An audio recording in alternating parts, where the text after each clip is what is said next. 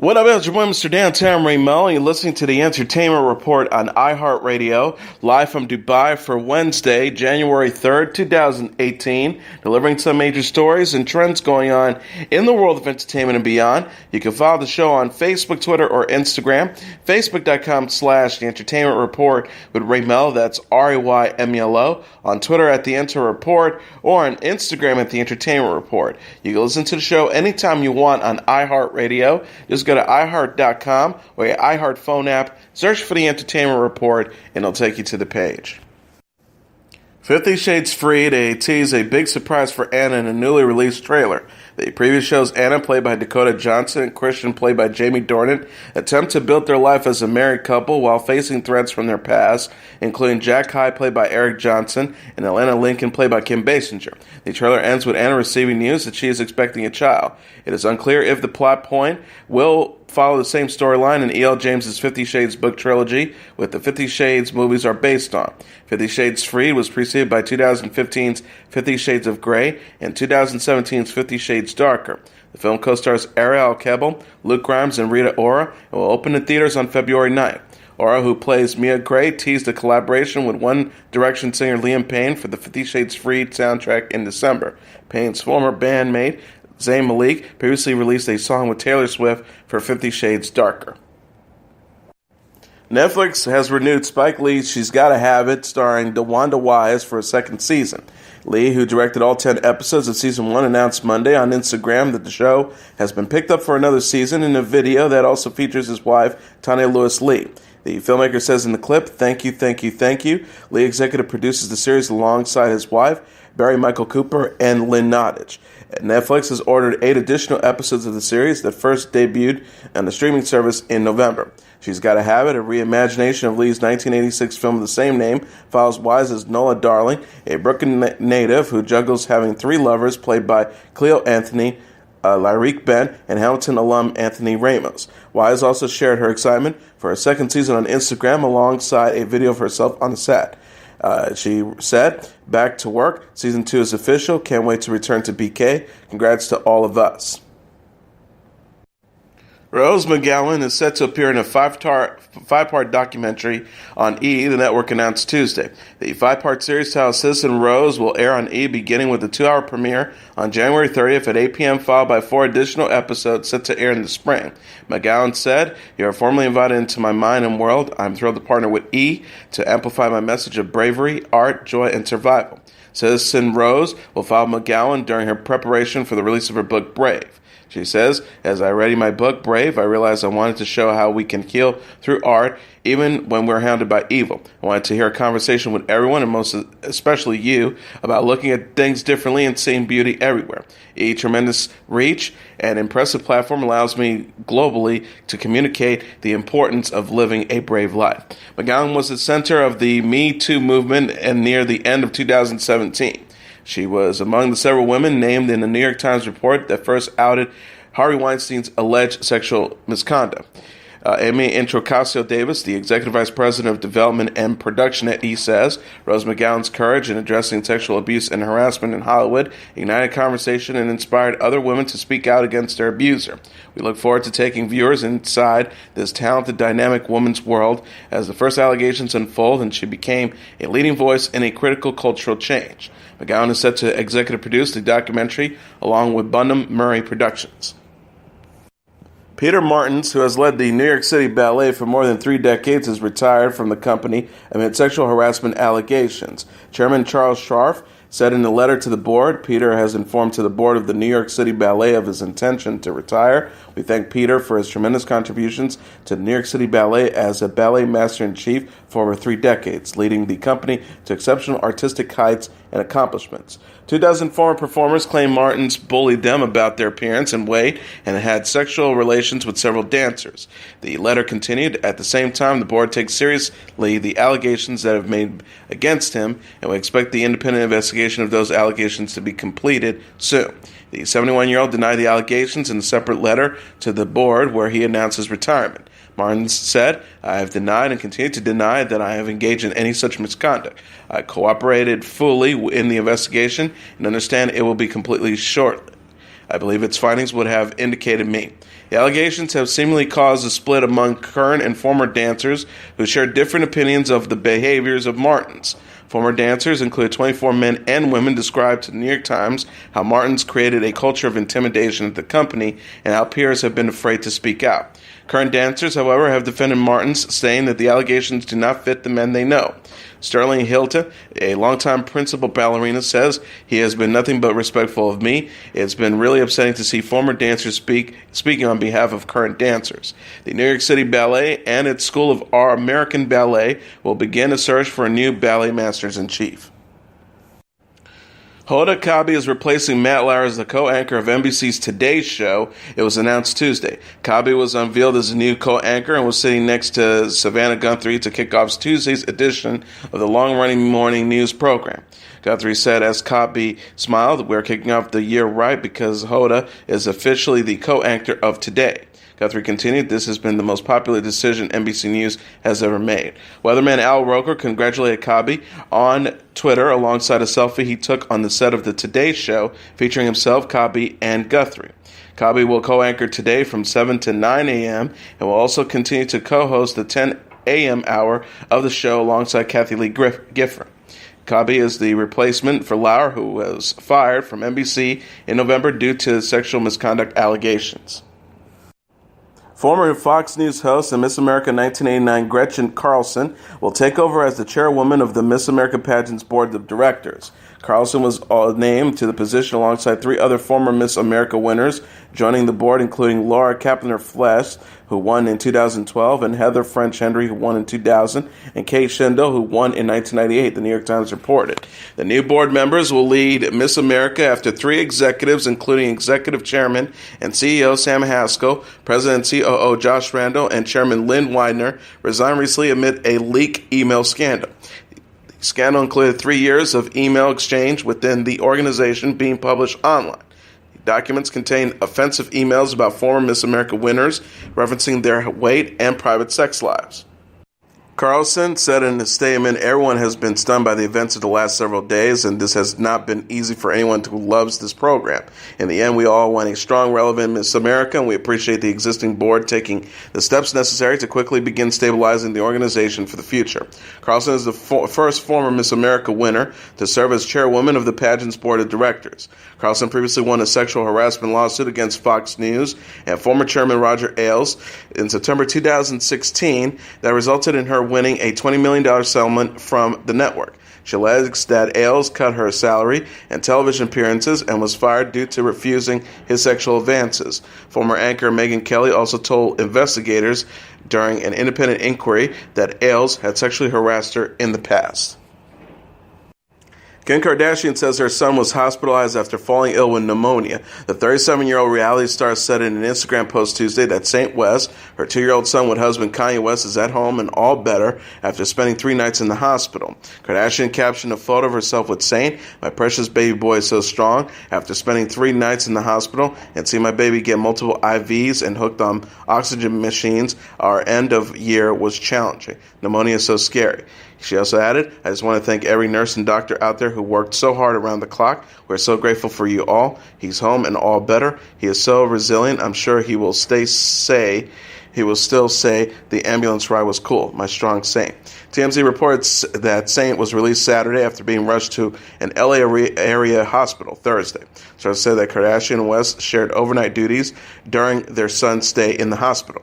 Kardashian and West also share 4-year-old daughter Northwest. The reality star shared a family portrait with West and their 2 children Friday amid Saint's hospitalization. She captioned the picture, "Happy Holidays." Kardashian confirmed in September that she and West are expecting their 3rd child via surrogate. She celebrated her baby's impending birth at a floral-themed baby shower in November. Paris Hilton is so happy and excited to be engaged to boyfriend Chris Zylka. The 36-year-old socialite confirmed Tuesday to People that she said yes to the 32-year-old actor while on a ski trip in Aspen, Colorado over the weekend. She told the magazine, "I'm so excited to be engaged to the love of my life and my best friend. I have never felt so happy, safe, and loved. He is perfect for me in every way and showed me that fairy tales really do exist." Hilton said that she and Zylka were posing for a photo on the slopes when the actor got down on one knee and popped the question. She gushed, "The ring was so gorgeous and sparkling. I was shaking as I put it on. It was the most beautiful ring that I've ever seen." Hilton also shared the news in an Instagram post Tuesday. She posted a slideshow of pictures from Zylka's proposal, including a snapshot of her massive diamond ring. She says, "I said yes. So happy inside to be engaged to the love of my life, my best friend and soulmate, perfect for me in every way. So dedicated, loyal, and loving, and kind-hearted. I feel like the luckiest girl in the world. You're my dream come true." Hilton and Zylka first met at an Oscars party 8 years ago and went public with their romance in February. The actor is known for playing Jake Armstrong on The Secret Circle and Tom Garvey on The Leftovers. Alexa Ray Joel is engaged to restaurateur Ryan Gleason. The 32-year-old singer shared photos and details about Gleason's proposal in a series of Instagram posts Monday after saying yes while on vacation in Turks and Caicos. Joel gushed, "He said to me, 'Before I met you, my world was in black and white. You colored it in between the lines. It was the most beautiful thing anybody's ever said to me. How could I possibly say no to that?" She added, "So I was completely taken off guard, dumbstruck, and shell-shocked, and for once in my life I had absolutely no words and I couldn't speak. I just kept staring at this ridiculous, exquisite ring, and he was just hysterically laughing at me." Gleason, who owns Drexler's restaurant in New York, shared a picture of Joel's diamond engagement ring on his own account. He captioned the snapshot, "Luckiest guy in the world." Joel is the daughter of singer Billy Joel and supermodel Christy Brinkley. Brinkley, who also shares son Jack and daughter Sailor with Peter Cook, congratulated Joel and Gleason on an Instagram post Tuesday. The 63-year-old model captioned a photo of the couple under the largest moon of the year. "My little moonbeam got engaged, and I'm over the moon with joy for these two." She also added, "Ryan's the sweetest, kindest, hardest working man who sincerely loves and adores my precious Alexa Ray, so I love him too. And while we always have thought of him as family, soon he will really be. What a beautiful way for our family to start the new year, celebrating their love." Joel last released the single Just the Way You Are in September 2013. Eva Longoria rang in the new year Monday by posting a photo of herself cradling her baby bump. The actress said, "New year, new adventures," alongside a photo of her hands holding her baby bump while wearing a red flannel shirt. Other set of hands are seen doing the same. Longoria continued, "I'm so grateful to my beautiful family and giving this new baby so much love already. Happy New Year, hashtag 2018. Longoria announced in December that she was pregnant with her first child with husband Jose Pepe Baston. Longoria and Baston tied the knot in May 2016 after dating for 3 years. Baston, the president of Televisa, has 3 children with ex-wife Natalia Esperon. Jana Kramer and husband Mike Caussin renewed their wedding vows in December following their reconciliation. The 34-year-old singer and actress shared photos from the ceremony Sunday on Instagram while reflecting on the ups and downs of her year in 2017. Kramer captioned the slideshow, "2017, you broke my heart, you broke me down, you made me question everything, but damn, did you make me strong. You taught me patience, you taught me family was everything, you made me believe not only in myself, but the power of forgiveness. You turned me into the woman I always wanted to be." She also said, "I had no clue what 2018 has in store for me, but I've never been more ready to live day by day and enjoy each day as it comes at me. Here's to all believing in love and fighting for it." Pics from Hawaii, December 2nd, vow renewed. Photos by Rodrigo Marori's photography, 2018, "I'm ready for you." Kramer and Caussin, who shares 23-month-old daughter Jolie Ray, reconciled in 2017 after separating the year prior. The singer miscarried their unborn second child just a week after their vow renewal ceremony. R&B star Brian McKnight married Leilani Malia Mendoza at a lavish ceremony in New York. The 40-year-old singer shared photos of New Year's Eve from his wedding to Mendoza at the Okea Castle in Long Island. McKnight and Mendoza were all smiles in a picture of them walking away from the altar. The bride wore a sheer gown embellished with over 50,000 Swarovski crystals. McKnight captioned the snapshot on Instagram, "Mr. and Mrs. McKnight, hashtag just married, hashtag priceless, hashtag Brian Eyes, hashtag McKnight gets laid, hashtag Okaya Castle, at Timolo Photo, at Knife and Everett, hashtag Sabrina and Mannings." The Back in One singer followed up posting a photo of himself and Mendoza leaning in for a kiss. He wrote, "Happy New Year from the McKnights, hashtag 2018, hashtag just married, hashtag priceless, hashtag I love our life." People reported McKnight and Mendoza have been together since 2014. The couple got engaged in Detroit, Michigan in May. The star wrote at the time, she said, "Yes, took me 42 years to find her, and I'm never letting her go. I am so in love with you, baby. Hashtag I love our life. Hashtag priceless. Hashtag Brian Nice." McKnight was previously married to Julie McKnight from 1990 to 2003. He shares two sons, Brian Jr. and Nico, with his ex-wife. Natasha Bedingfield is a first-time mom. The 36-year-old British singer confirmed in an Instagram post Sunday on New Year's Eve that she welcomed the baby boy with husband Matthew Robinson. Bedingfield shared a photo of herself from her hospital bed holding a Starbucks coffee that read, "Mom." She captioned the picture, "OMG, guess what just happened at the very end of this year? The happiest New Year's ever." The written singer had announced her pregnancy in October. She said in a post Saturday that her favorite memory of the year was learning that she would have a son. The star gushed, "And of course my favorite memory of this year is being blessed with the promise of a baby boy. I can't wait to meet you very soon." Bedingfield and Robinson married in Malibu, California in March 2009. The singer, who last released the album Strip Me in December 2010, said in an interview with The Sun in October that she was so excited to become a mom. She shared, "Becoming a mom is something I've always dreamed of, but for a long time I felt it was a way off in the distance. I'm so excited to embrace this huge life change, and Matt is super supportive." Carrie Underwood says she's still healing after injuring her face in the fall at home. The 34-year-old singer said in a post to her fan club members that she got more than 40 stitches in her face following a November incident where she also broke her wrist. Underwood explained, according to Entertainment Tonight, "There's also another part of the story that I haven't been ready to talk about since I have still been living it, and there has been so much uncertainty as to how things will end up." She says, "In addition to breaking my wrist, I somehow managed to injure my face as well. I spare you the gruesome details, but when I came out of the surgery the night of my fall, the doctor told my husband, Mike Fisher, that he put between 40 and 50 stitches in." The star said, "Now here we are 7 weeks later, and even though I've had the best people helping me, I'm still healing and not quite looking the same. I honestly don't know how things are going to end up, but I do know this. I'm grateful that it wasn't much worse." Underwood had thanked fans for their support November 12th after confirming she broke her wrist and suffered cuts and abrasions after falling on the steps outside her home. She tweeted at the time, "Thank you so much for all the well wishes, everybody. I'll be all right. Might just take some time. Glad I've got the best hubby in the world to take care of me." Underwood said in her update that she isn't ready, quote, "to get in front of the camera, but is determined to make 2018 amazing." She posted a photo of herself December 27th on Instagram with the majority of her face obscured with the scarf. The singer captioned the picture, "When it's 5 degrees weather, wrap your Calby carry scarf around your neck and face and keep warm and look like an awesome winter snow ninja. Hashtag win-win. Hashtag stay the path. Hashtag let it snow. Hashtag baby it's cold outside."